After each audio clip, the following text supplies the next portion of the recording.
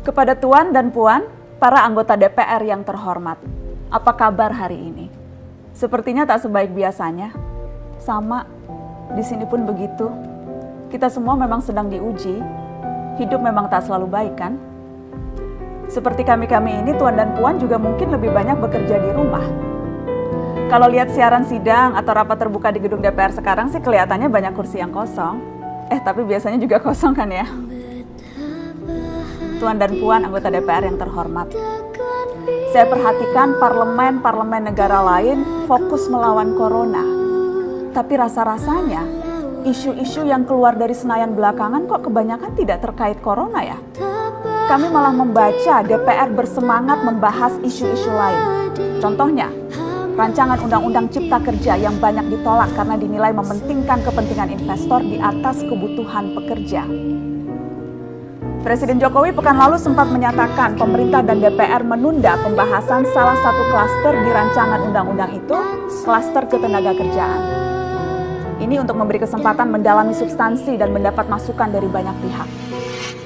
Berpegang pada alasan itu, maka sudah seharusnya klaster lain dalam RUU Cipta Kerja pun perlu ditinjau ulang.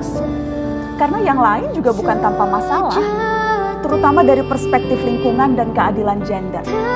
Tidak cukup hanya menunda pembahasan satu klaster saja. Ada juga RUU lain yang masih nekat mau dibahas. Ada RUU KUHP yang tahun lalu diserbu unjuk rasa. Lalu RUU pemasyarakatan. Ada koruptor yang sudah ngebet pengen bebas kah? Apa kabar Pak Yasona? Terus terang saja, membahas undang-undang yang menyangkut hajat hidup orang banyak di masa seperti sekarang ini terlalu mengundang curiga. Gara-gara pandemi yang pada jatuh cinta saja berani menunda nikah loh. Ini kok DPR buru-buru banget kayak lagi kejar setoran. Tidak ada undang-undang yang tidak penting, semua penting. Justru karena undang-undang itu penting, aneh jika pembahasannya diseriusi di waktu seperti sekarang, saat dimana perhatian dan konsentrasi kita sedang terkuras bertahan hidup di tengah wabah. Produk hukumnya pun berpotensi cacat bila tidak memenuhi ketentuan, dan rasanya belum ada aturan pembahasan RUU secara virtual. Jika ngotot menuntaskan Omnibus Law, atau RUU KUHP, atau RUU pemasyarakatan, jangan salahkan jika ada yang menilai DPR tidak menjadikan perang melawan corona sebagai prioritas. Saya percaya setiap tindakan dan keputusan di masa krisis mencerminkan skala prioritas. Atau memang inikah prioritas wakil-wakil rakyat kami saat ini? Bikin ribut juga jelas tak seharusnya jadi prioritas. Satgas COVID-19 DPR kemarin dikabarkan mengimpor jamu ilegal dari Tiongkok secara besar-besaran untuk pasien positif virus corona.